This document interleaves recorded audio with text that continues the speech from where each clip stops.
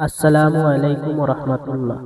প্রিয় ভাই ও বোনেরা, আজকে আমরা জানব শবে বরাতের রাতের আমল। শবে বরাত হলো ক্ষমা, রহমত ও নাজাতের এক মহিমান্বিত রাত।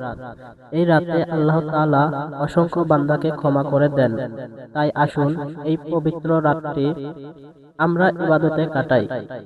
১. নফল নামাজ। মাগরিবের নামাজের পর থেকে ফজরের আগ পর্যন্ত ২ রাকাত করে নফল নামাজ পড়বেন। ৪ রাকাত, ৮ রাকাত, ১২ রাকাত বা যত রাকাত সম্ভব। প্রতি রাকাতে সূরা ফাতিহার পর যে কোনো সূরা পড়া যাবে। নামাজ শেষে আল্লাহর কাছে গুনাহ মাফ চাইবেন। ২. তাসবিহ ও জিকির। এই রাতে বেশি বেশি পড়বেন।